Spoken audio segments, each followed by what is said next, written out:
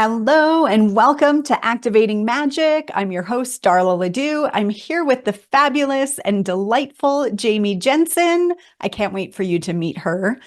Jamie Jensen is an award-winning screenwriter, director, brand storyteller, and coach with over a decade of experience in digital marketing and degrees in both storytelling from NYU and the business of content from USC. She combines her elite education in both business and art with real world experience in Hollywood and online marketing to help entrepreneurs up to 9x their sales. This is the key, without betraying their intuition. I love that so much. And also, I want to know about 9x, when 10x is all the rage. That's a So good first of all, question. welcome, Jamie. It's so good to see you again. And, I feel like we've known each other almost a decade, and I've actually hired you to help me with my brand story when I was first launching Sourced. So I know we speak the same language. I know your guides were all up in our business. So I'm really excited to have this conversation. Amazing. Thank you so much for having me. It's a joy. It's a joy to know you, and it's a joy to have a conversation with you that we get to record and offer to other people. How fun is that? I know. It's so awesome. Okay. So anything you want to say about 9X since I Yeah. asked? Well, that honestly, that actually is from an actual case study with a client that I worked with. And so the truth of the 9X is it was the truth, right? It's like, okay, well, it's not that I'm playing the game of like making a promise. It's actually based on a case study. And she did get 900% more sales. So we did 9X. We did actually 9X her results. So that was probably, yeah, just the The one of truth. my favorite experience. Yeah, I'm like, the truth is it's the truth. Which in my opinion is where the best marketing always comes from. Mm, And that I think comes yeah. back to the intuition thing too. It's like if I think oftentimes, and I see this a lot, working with the clients that I tend to work with who are very often heart-centered, care a lot about the results their own clients get, Yeah. don't want to do the BS marketing thing where it feels like they're just doing like a smoke and mirrors song and dance bait and switch. They don't want it to feel gross or icky or fake. They don't want to do tactics that feel slimy or inauthentic or inconsistent with who they really are. And sometimes I do believe that the guidance within that is telling us not to do that. Like there are places where it's, blocking us from Mm, sharing our true value with the world for sure. But oftentimes it really is our intuition guiding us to what is true. And I think more often than not, the truth is sexy enough and is good enough and is worthy enough to be a valuable marketing message. And so often we assume that it can't be or that it shouldn't be. So yeah. wow. There's a lot in that. And what I'm hearing between the lines is people struggling with maybe someone telling them, well, that's just your fear. Just go say the thing or charge the amount or do the thing and it's not fear, it's actually truth. Well, that's just going deep real fast. Yeah. So, As we tend to do. I know exactly.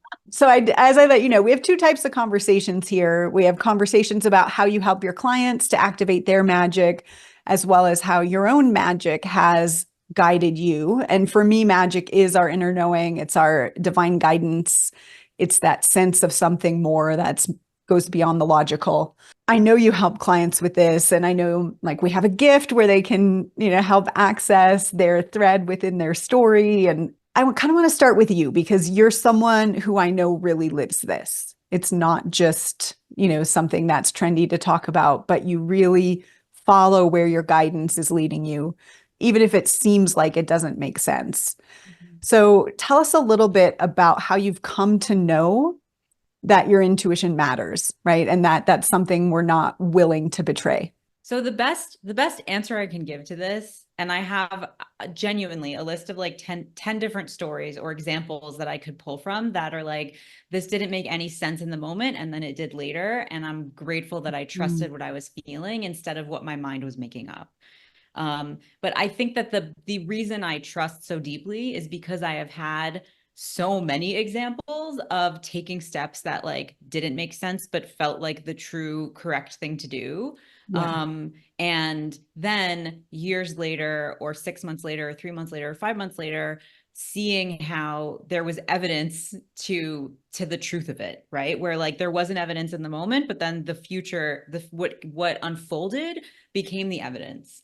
And I would say there are actually some really heartbreaking examples of this that I could share that are like Mm. true, that are completely unrelated to my business, and there are versions of this that are very related to my business. So I guess I'll ask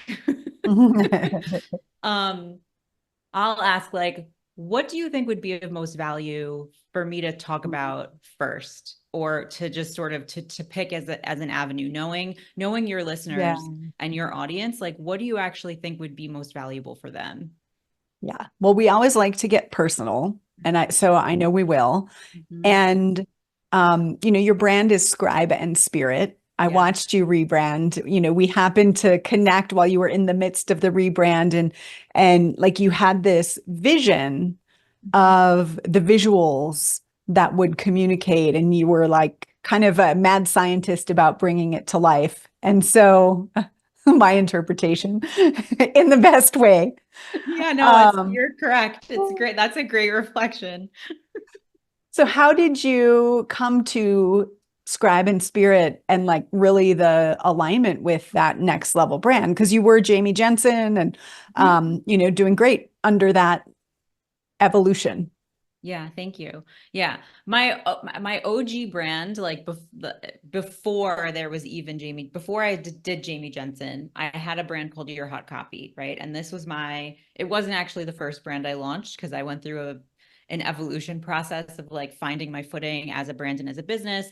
Then I reinvented as just like, I just want to be a personal brand. I just want to be me. I don't want anything else attached to me. And then I hit a point where I was ready to reinvent myself again. And it was only after 2 years of having, like, I had burned down everything else that was under the Jamie Jensen brand. I kind of felt this inner knowing that it was time to let everything go. And it felt totally impractical. It felt like it made no sense at all. And yet there was this Mm. undeniable urge inside me that was like, none of this Mm. isn't true anymore. This isn't what you want anymore. This isn't Mm. how you want to be serving. I had 2 coaching programs I was leading at the time. I had one-on-one clients I was serving in a particular way, a whole vault of digital products and courses, some of which have come back to life, some have stayed, in their I feel like they're like a vampire in a coffin, where they might come back to life at some point, but for now they're just sort of napping in the darkness and we can leave them there. Um, Great visual. yeah. So there was this moment Hmm. it was late 2021 where I Yeah, just talk more about knew. that moment where you were like, this isn't true anymore, and like Yeah. what I just happened for you. I had been for the previous 4 years focusing a lot focusing on just courses and coaching programs as my primary services. And then I had, one-on-one services that I was offering as well. And I had worked really hard to build my courses and build my coaching programs to a place where like they were healthy and they worked and the curriculum was really dialed in and the results people were getting were extremely strong. And so, I had done a lot of work to kind of get to a place where I felt like things could just be marketed and scaled. And I was there, and I had a couple of programs that I absolutely loved running. It wasn't that I didn't enjoy everything that I was doing. There was just this knowing, and I felt it at the time. I can tell you, like, I felt it in my chest and a little bit in my solar plexus, that there was just this like, I can feel that what I'm carrying with this business, and I can feel what I've Mm. been working hard to do in this business and in this iteration of this business. And everything from like the color scheme of the brand to the way that I was marketing my products and services, like all of it just started to feel wrong. And and the way that translated for me was that the energy that I used to have to take action on my marketing strategies, to take action on launching, like the energy that I used to feel that really flowed through me very naturally and was fun and exciting, it just stopped feeling that way. Like it just Yeah. started to feel like this heavy weight on my chest. The vision that I used to have wasn't there anymore. I couldn't see the future anymore, which is another way that I know like something has to change is I stopped seeing the future. I Yeah. stopped like having that Mhm. visionary direction. And so all of that was showing up for me. I was like, I don't see this. This is not what I'm doing in 10 years. I just know it's not. And it doesn't matter that like clients are getting results, things are selling, like this, like that doesn't matter that these are great offers that work. Like none of that matters. What matters Yeah. is that like I don't see it anymore. And because of that, or because of, I mean, I can't even say because I didn't see it that it's, I don't know, all these things sort of converge simultaneously. And there is no, there's, you know, with intuition and with knowing, there's no linear causality. There's no like, oh, I didn't see the vision. And so then I decided I didn't want it or I didn't want it. So it's like, there's no, you know, people asked me for years afterwards, like, why did you do it? And I ended up giving 20 million answers and never Yes. being able to say, oh, here's the real reason why. And to some extent, I also chased it. I was chasing the reason, right? Like I wanted time to pass and for me to know like this was the real reason. Mhm. And even today, right? Like maybe it's almost 4 years later now, I can't even look at you and tell you like, oh, this was why. Well, it's interesting. I mean, there's so much in this story. It's like you're a storyteller. So, like, it makes sense. You want to be able to tell the story and Yes. have the reason so Yep. people can follow the story and all of that. So, it makes me feel curious how you've seen even storytelling start to shift in our world because that feels up for reinvention too, and not my expertise. So, I'm excited to hear. Mhm. Um, but I want to kind of, well, first I want to let you know I'm kind of in that place, right? I'm coming out of the let's just let everything fall and see where there's life. Mhm. So I've changed a lot of things on my team. I've stopped, I didn't offer the thing that I would normally offer, you know, when I would offer it. And I'm just, and I'm seeing the sparks of life and I'm like, okay, we're going to do that. So like literally this morning, I just offered a really short, condensed program to a small group, like a little tester, right? So that's where I'm at. So I really relate. I love the words you used. The energy to take action, like, wasn't feeling good anymore. Mhm. And then, you know, I have an assessment that has 6 types of magic. One of them is sensation. So when you said, I feel it in my chest and my solar plexus, it's like, yep, okay, sensation magic Mhm. and the energy to take action. I think that's really what I'm feeling is okay, I built all of this with, you know, just to simplify it, a lot of masculine energy, a lot of like, okay, show up and I'll be the container, right? I did some work around where that initiated when I was a kid with my stepdad and da da da. And like, now I'm like, okay, how could I reinvent with a totally different energy and what still lives? Mhm. So I'll let you know how it goes. I think some things still live and some things die, but the energy to take action is 100% has to be different. Like there's just no, I physically can't Mhm. be the old way. I understand what you're saying. The metaphor that's coming to mind right now is like you go to turn the ignition in the car and like it just is like, nah, we're done. Like we need to install a whole new machinery in here. We need to, some stuff needs to be upgrades, some stuff needs to be vintage. Like we don't really know what we're gonna do, but Whoa. the whole vehicle needs to change and how we get the engine running needs to change and how we choose to GPS ourselves through the ride also needs to change, Mm. right? How we gun the engine or don't gun the engine. Yeah, it's a Mhm. fascinating process of kind of rediscovering the part of yourself that is probably in some cases quieter, right? And in some Mm. cases um what's the word I want to use? Like a part that maybe for me this is true. I'm definitely not saying this is true for you, but it's a part of me that I didn't trust, that I was taught not to Mm. trust, right? Like when Mhm. I had psychic intuitions as a child or thought I saw ghosts and spirits, like and I think that at the time, Yes. this was healthy parenting to soothe your child, to tell them like it's not real. There's no Yes. ghosts here. Like you're imagining this. I don't think that that was coming from a negative place. We obviously live in a world where the overculture, you know, it is patriarchal and is practical and materialist and does not does not really encourage us to trust these other parts of ourselves. Yeah.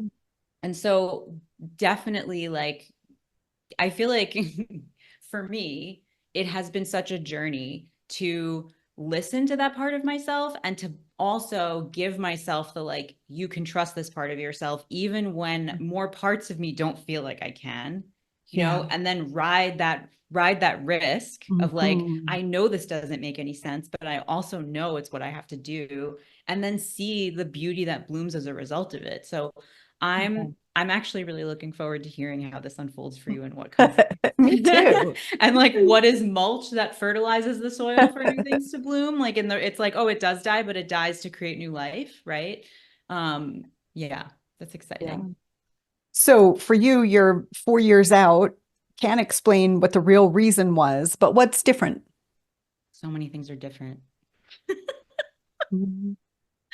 Um, and the funny thing is, like, I could give you 20 reasons and they would all be true. It's Yeah. like it's the I think it's just trying to pin it on one thing that in some ways Yes. becomes the contractive way that our minds need to like tell a tidy story to feel safe and comfortable, right? Like Yes. Yes. all these things are true. Like it's true that I didn't want to do it anymore. It's true that like I just didn't have the energy for it. It's true that I wanted it different. It's true that I mean, it's true that other things were meant for me, right? Like Yeah. there's a million and one truths. So I just want to acknowledge that. Mhm. What's different for me, I'm very anchored in this season of my life for sure in trusting my intuition above basically everything, Mhm. and not really caring if anybody else around me agrees with it or is Yes. spiritual the way that I am, or relates to the world in the way that I do. Like I genuinely don't like nothing is going to like move me off of my truth and my steadfastness and in the Mm, way that I function in the world yes. and how I relate to the world and how my relationship with magic, my relationship with knowing, my relationship with Mhm. uncertainty, like none of that. I'm immovable. I love that. What do you think would change in the world if more people were immovable in that way? Oh my Like God. they know what they know and they just know. Yeah. I think that this might be unfair to gender this, but the first thing that comes to mind is that I think that we would have more confident female leadership. And I think that Mhm. we would learn to respect and trust the parts of us that know without needing to know why we know. Mhm. I think that, and I do, again, I hate to gender it because I do also believe that gender is a construct. Um, Yeah. and right, if we're talking about energetics, the reality of intuition is like it is assigned feminine, right? Like the reason we call it the Mhm. feminine intuition is like because we've assigned it a gender in a lot of Yeah. ways. And there is that part, even looking at like how the world of polarity looks at masculine versus feminine energetics, regardless of how that energy is embodied, right? We look at the emotional, the expressive, the not linear, right? The non-linear, the not logical necessarily, because it's not linear. It doesn't have Mhm. to follow the rules of logic, right? We look at that as feminine. So the first thing that comes to mind for me is just that we would have more confident female leaders who didn't Yeah. really feel the need to always explain themselves, explain their yes and no, Mhm. explain their decisions, justify their decisions. Mhm. And we wouldn't ever get caught in a spiral of like having to like fight for the truth of it, right? Because it just is. And if someone else doesn't have that same truth, that's okay. Yeah. I just think that groundedness, bringing that groundedness would be so nice. I think we would fight less culturally. I think we would probably organize better as people. I think Mhm. we communicate better. I think that we would live in a more respectful, an environment where we were actually just respectful of other people's Mhm. truth and beliefs, understanding that like it really doesn't have to agree with yours for it to be valid, and that like truth doesn't have to be logical for it to be valid. Yes. Yeah. This just makes me so love even more that you just said, I can't say the real reason why, right? And that in itself is like an act of truth, right? And everybody's going to interpret it differently through their why anyway. Have you ever had the experience where you went through something that felt so major and emotional and then resolved it? And then it's like, I don't even remember what happened. Probably like every week of my life. It makes me think of that. Like, can't even recall any details. It's so cleared energetically, but Mhm. I know I'm Yep. just different, Yep. right? And Yep. I think that does change storytelling. Do you have any thoughts about that? Yeah, I do. And I think, part of it, I would also say it depends on how, like, storytelling has so many use cases. So, my lens of storytelling, and I think that I've always approached personal brand work this way. There are a couple different layers here, right? Because again, storytelling has different use cases, right? It can be for entertainment, it can be for catharsis, it can be for collective connection, it can be for someone's personal healing, right? Learning how to tell the story of what Mm. happened, saying it publicly, admitting it, right? There are just so many different valuable outcomes from storytelling. And there are a lot of different, the word I want to use here is like strategic reasons Mm. to use story, right? Yeah. I tend to be someone who relates with storytelling very much as like a lived experience, meaning I'm very Joseph Campbell in this. Like I'm very hero's journey. And I really do believe that the truth that doesn't make sense that you're guided to, like it is the story you're meant to live. And so my how I relate to that, right? This changes depending on the brand that I'd be working with, the person I'm working with, how they use storytelling in their brand. Um, but often, sometimes that truth comes down to like the essence of their soul and like what the Mm. work is that their soul is here to do. And the story doesn't need to have the same ending today that it has in 10 years, but often like the essence is still the same. And Mhm. so the essence of the themes that you're exploring in your work will often be the same now as in 10 years from Yeah. now, but the way that what conclusion you're drawing in that chapter will change. And so that often when I see personal brand Mm. evolution, we're almost always looking at, it's sort of like how people change, like your Myers-Briggs, as an example. They say that there's those four different letters in the Myers-Briggs, right? And that Yep. over your life, you can, as you're evolving, one of the four can change, right? So, I've been an ENFJ for a very long time. Mhm. The last 10 years, I took the test recently and I'm now an ENFP. Like, Mhm. maybe in 10 years I'll Relate. be an INFP and I'll like totally transform because one of those little building blocks is different, right? And so they Mhm. say like over time it's normal for one of the four things to change. And I think with storytelling, particularly as it relates to personal branding, I think that that's how I relate with it and look at it. That's how I look at it and approach it through my own lens for my own personal life journey. And therefore, that kind of is my brand, whether I Mm. choose it or not. And Scribe and Spirit, since that's something you brought up, interestingly, was an Instagram account that I started back in like 2015 and didn't do anything with it. Mm. Like I posted a few things on it, like maybe 6 posts that I was kind of aiming in a direction with it, but it kind of fell by the wayside while I was doing other things creatively and in business. And kind of in a lightning bolt aha, it just came back to me and like It kind of was spoke over to in me. its Like, little, it's like, my time. Yeah. it was in its vampire coffin, and then it, Exactly. It just flung the coffin door open and was like, "It's my time now." And I listened, and then that kind of, that pulled a thread, right? That had me then go down the creative journey of unfolding that brand, like visually unfolding that brand strategically. What is the story this brand tells? What is the story this brand wants to tell? And that is just my way of relating with story. I So love that.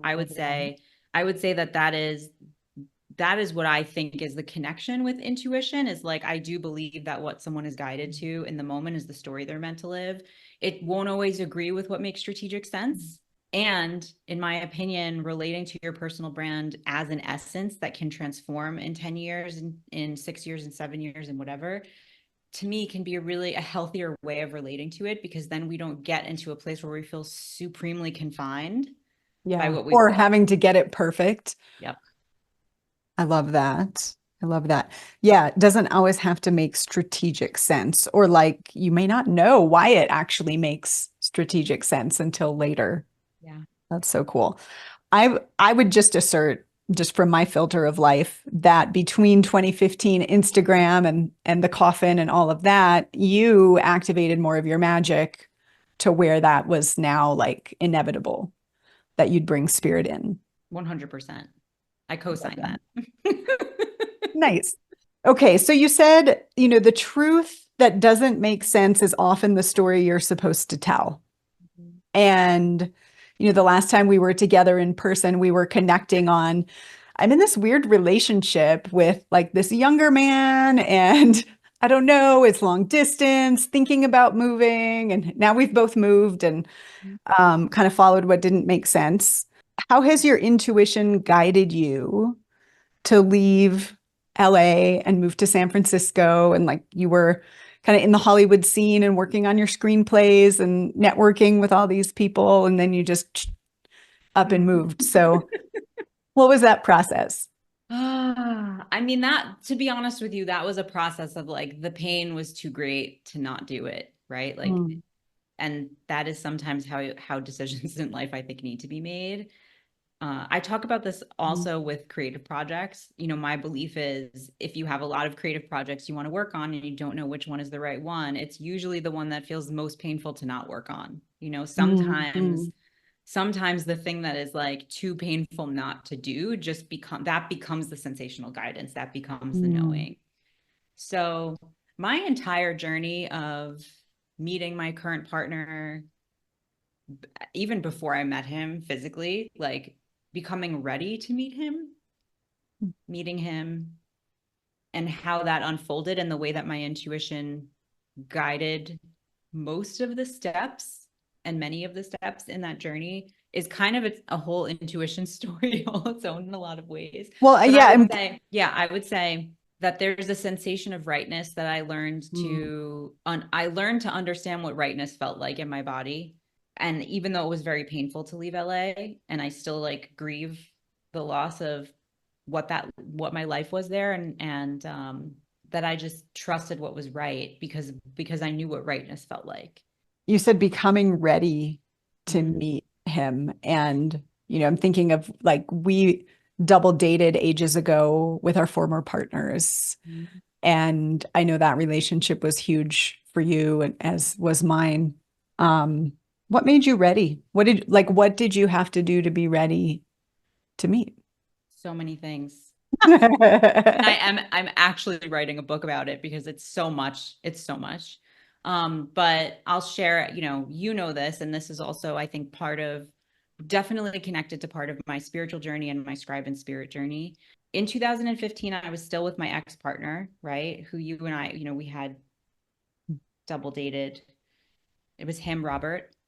And I was also at that time having like pretty intense spiritual experiences that I had to study mediumship to be able to deal with. I Mm, was like, there are ghosts, they're touching me, they're talking to me. I need to train with a medium to feel like this just won't make me scared. Right. And so I went down this path of like really honing my ability to work with Team Other Side so that I could just not feel scared. yeah. It was never an intention to like, I'm going to try to open my gifts, or I want to be more intuitive. So I want to be So more again, psychic. Right. moving away from the pain. Right. Got Right. it. It was literally like, this is hard and I need help.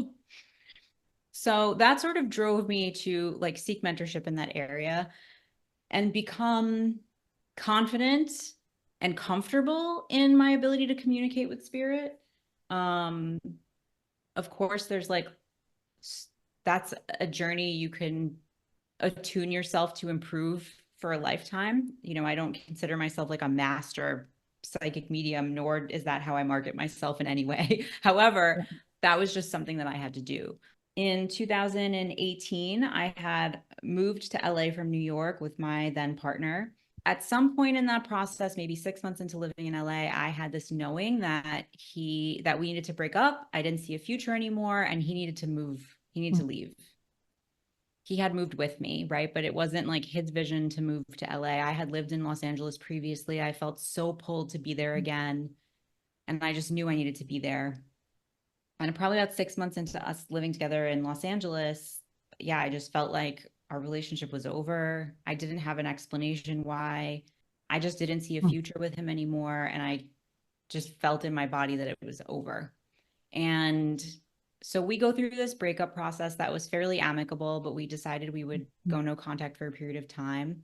And maybe about 6 weeks into us having no contact or something like that, he reached out to me and told me that he wasn't well and he was going to the hospital. And, and I just really didn't understand what was going on. But fast forward maybe like a few weeks from that point, he had himself admitted to the hospital because he was in so much pain he couldn't walk. He was diagnosed with stage 4 cancer, and they still don't know like where it started, if it was, from the pancreas or his lungs. It was everywhere. It was in his liver, it was in his pancreas, his lungs, some of his bones. He ended up passing away maybe 4 to 6 weeks after his diagnosis, very quickly, right? And that was only maybe 6 months since we had broken up. And, after he had reached out to me, we talked every day, basically until he passed. Naturally, that was an incredibly traumatic experience. Yeah. And it was also like a wild spiritual experience for me on many levels. He wasn't the first person close to me that had passed away. I lost my dad very suddenly when I was 20. So that wasn't like, that experience wasn't new to me, but I had spent the previous 3 years cultivating my ability to speak to spirit and have this relationship with spirit. And then here I was in this situation where I'm like, we broke up. Now I'm going to be with you forever because now you can hang out with me forever because now I'm in LA and you were in New York, but now you can be everywhere all at once. Like now you're all everywhere all the time. And so it was like, and he was a very funny, he's a very funny man. He was a joker. He had a joker tattoo. That was like what his father used to call him. So, my relationship with his spirit was like very funny, very jokery. He's very much a prankster. There was all kinds of stuff like that going on. There is more distance now between me and him spiritually, but he will always be a part of my life, always be part of me. And so when I answer the question of what I had to do to become ready for a new partner, it was everything from really healing the part of me that couldn't make myself really available for like the most healthy, beautiful relationship, right? It was old childhood stuff. It was processing things about my relationship with Robert that I couldn't process right away because I was processing his death, So Yeah. it took a lot of time. It was overcoming the guilt of like, I get to move on and have beautiful love in my life again, and he can't. I mean, many, many, many layers of healing on many levels, right? Yeah. So it took time and it took a lot of work. And, I did find that spark of my intuition, my truth, and what was guiding me when I really did finally become emotionally available to date again and felt really ready, which took me 3 years. And I was not in any rush, but it takes time for sure. I feel that I've heard you say this sense of um, not seeing a future Mhm. and kind of like sending him back to be with his family. Yeah, just how maybe right that was, given that that was coming, Yeah. that you couldn't have known why, Yeah. didn't know why. Seems to be a theme here. Yep. Yeah, it's still for me probably the most potent example of like knowing something was right and it hurt me in the moment. I was like, I don't really want to not be together, but I also like this. I don't fully understand my own decision here, but I know it's the right decision. Yeah. And yeah, not I mean his family, his friends, everyone that was there that he got to be with, the healing he got to do with his mother before he passed as well. Just yeah. And again, like this is not my ego trying to take responsibility for it, but there have of course been many, many moments of reflection and layers throughout this Yeah. experience for me where I'm like, I will never not trust my intuition. I will never Mm. second guess what feels true and Yeah. right. Jamie, one of the things I think about with this podcast is the person who maybe knows that maybe they were getting messages when they were a kid and they were told that's not real, or they're the crazy one in their family who thinks that anything is possible and, has big visions and sees potential everywhere. And they feel alone because they haven't been in a space where they can trust it or access it. And so I'm curious, what would you say to someone like that who's listening? You're not alone. You're not the only one. You're not crazy. Your intuition isn't wrong. Listen, be brave enough to join communities and study with mentors and leaders who can help you cultivate these gifts because they're gifts. You don't have to be the only one, in a community, in a family, in a space that is in contact and in touch with another layer of truth or level of truth that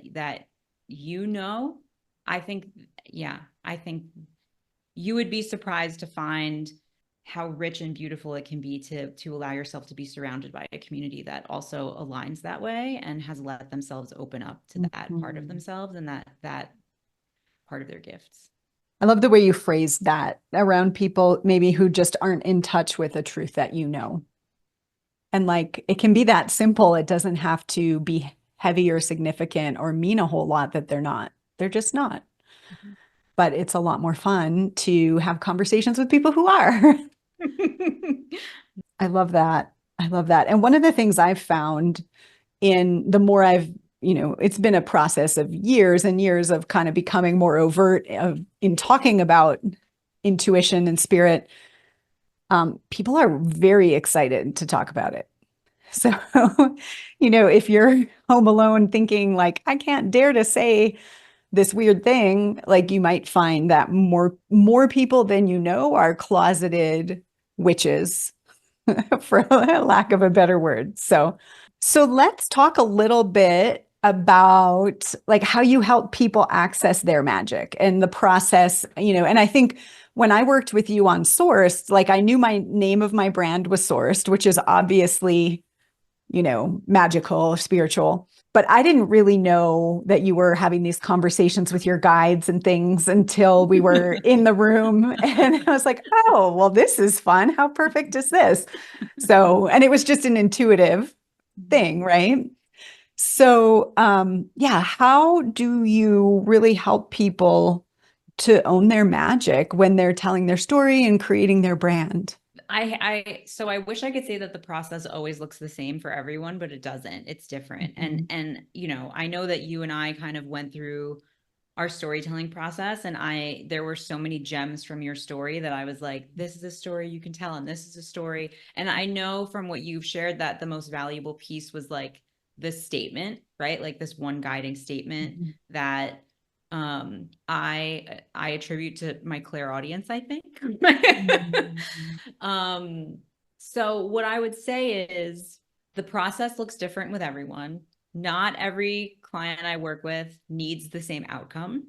Sometimes there's information that isn't ready to be revealed yet, and I can't control that too, right? I have worked with clients who are hungry for more than what I can get, like answers that aren't available yet. It's sort of like a magic 8 ball where it's like, oh, we Mhm. get one answer, and then we shake it again, and it's like not available, not available, not available. So that's the honest truth in terms of how I work, Mhm. with, one-on-one with clients with brands. And it genuinely is different for everyone. Mhm. For some folks, a lot of the work that we end up doing together is identifying the parts of their story and the things they've been through that are on brand and relevant and Yeah. effective, and that they can use like in talks, on podcasts, that make sense for them to like connect with, relate to, and share, right? So it's like honestly pointing them towards their authenticity and towards the sound bites that keep them consistent with that authenticity, right? Mhm. So for some clients, that's the magic of their own that's already there, that I'm just there to kind of Mhm. extract and then point them in the direction towards. For some clients, it is like a foundational statement or like a guiding boilerplate that describes what their brand is about, Yeah. what their brand is going to accomplish and why, what's special about it, who it's for. And so sometimes folks will show up and they'll have like 80% of it they'll already know. And a lot of the work I do is getting them that final 20%. It's like, how do we go from, this is like a gem that you dug up from the ground yourself. And my job is just to help you like dust it off and polish it and make it really shine, you know? Yeah. I would say that that's the best way that I can describe like really what work is happening with clients when I work with them on brand Mhm. storytelling and identifying the golden thread. Um, often someone will come, for example, with like a program they're launching and they have the name, but they don't actually really understand like why that name is right or how we weave a story around it that helps them sell and convert clients. That was me. The name downloaded, and then I'm like, okay, Yeah. what is this thing? Yeah. And I had a client I worked with a couple of months ago who she had a program name and we ended up like that ended up changing because of the direction that we went in. It was Yeah. like she ran a program once. And so we had all of this historical data to look at through her first launch. And we ended up really weaving like her authentic personality, the magic that she brings into what the expression of that program and then that impacts her entire brand, right? Like through the process of like finding the golden thread. And so folks ask me, because this is how I relate to the idea of the golden thread, like what is the golden thread? And I'm like, the golden thread technically touches everything. It does, because it is your customer journey and the energy and essence your Mhm. brand brings to that customer journey through the whole journey. How are we threading things along? But the magic of it is in the contrast and the essence that you're bringing that no one else can bring. So when Mm. I'm mining for it, I'm looking for that magic spark and then I start tugging on it. And then that allows for them to get like that. It's sort of like if we could pull on that and just get the next bit of clarity needed for them to take the next step and keep weaving their magical web. Yes. That's essentially what I'm Mm. doing. Totally see the world in webs. So I love that. A couple things I want to underline. One, I wrote down the customer journey and your story, and it's really the same. And I'm writing it down because as I'm let things fall, like I'm starting to create something new and I've got like this option or that option. And I'm like, oh, these are both really good. I'm going to go back and go, oh, which is my story? That's going to help me make that decision. So thank you. I love so much this, what's the next step? And I say that a lot, like just the one right next step. What I love is how you're modeling that both from saying like, well, I don't know why, to saying, well, everybody's journey looks different and that spirit may only give this. I know I've worked with coaches who have had that approach that's been so powerful, and I've had to learn how to, just because I can doesn't mean I should, right? And so I think that's really good advice for business owners listening, is to really tune in and trust your intuition as to whether someone needs an answer to something, right? Because they may come to you wanting you to have all the answers. And I train coaches, and a newbie mistake that I definitely made was trying to have all the answers and like look smart and be valuable and prove my worth and all of that. Sometimes the most valuable thing is not an answer, which can be kind of annoying, right? Uh-huh. Like, huh, what's this about? Yep. Why do I need to know? Oh, I don't need to know. Okay. But I want to know. I know. That's the stage I've been in, is really just reminding myself, you don't have to know. You don't have to know till you have to know. And then when you know, you'll know. And then you act, right? And you really don't have to know any sooner than that. And I think I've spent a lot of energy over the years figuring out what I'm going to do next, just so my brain feels like it's doing something, or so I feel like my nervous system can relax because I have a plan, even though I don't follow it anyway, because really it's what comes in the moment. So I'm just loving this. conversation. I just adore you. And Same. I really love how you're modeling this too. It's beautiful. It's a work in progress always. And I think that's the truth. You know, you said like you studied mediumship, but you're still learning. And same. I don't have the answers. My commitment is space for the conversation and the truth. So tell us about the golden thread and what this meditation is. Yeah. So the meditation is, it's like a 25-minute guided meditation where there's some lovely music playing and I walk you through a journey so you can just relax and listen to my voice guide you through it. And then there are just, what usually happens, because I've had some feedback from folks who have done it, is there's just like these beautiful gems of information that come through and they become, guiding symbols, or they become guiding information for, like, it could be the colors of your brand, it could be the message that your client really needs to hear, it could be like the texture, the tone, it could be a program name, right? And so what I've seen happen is there's a kind of a wealth of what can come from the meditation, but what you need to know in the moment is usually what shows up. I muted so I could go type in my information and get the download.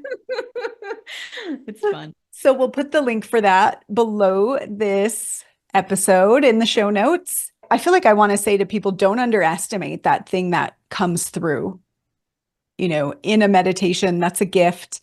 When Jamie's tapped into spirit, you get to tap into that connection through the connection of that conversation. And then what comes in could be the seed of what's next. Mm-hmm. And then if you're anything like me and you get the seed and you're like, I don't even know what this means, but I know it's important. That has happened to me more times than I can count. Get in a container and get some support to kind of tease it out, because there's truth in it. And my ego will often try to make me not see it or not step into that bolder version. So get some support if you're resonating with Jamie. Is there something coming up? I feel like you have a writer's retreat coming up. Is there something that you want to tell people about? Yeah, well, I'm leading a writing retreat. I'm co-leading it with a dear friend of mine she's a beautiful healer and embodiment coach.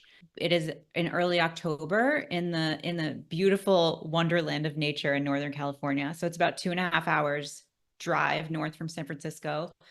Glamping tents. We have some indoor rooms left too. And we're just going to write and play and hang out in community and do some ceremony. And it's going to be really magical. So yeah, that's called Elixir. And you could go to elixirwritingretreat.com and get details. It is not elixirwritingretreats.com. That is the wrong URL and a different retreat. That is not my retreat. But if you're confused, the best thing to do is probably to just find me on Instagram at Jamie Jensen, and the link is in my bio, and we can DM and chat about it. You can just, if you're interested and you want to join us, it's going to be a really, really rad group. I'm super pumped for it. I'm really stoked. Awesome. Thank you so much for saying yes. And I'm so glad to catch up like this, and we'll have to do it in person soon. Yes, please. Thank you so much. Thanks, It's been a joy. Jamie. Have an amazing day, everyone, and we'll see you in the next episode.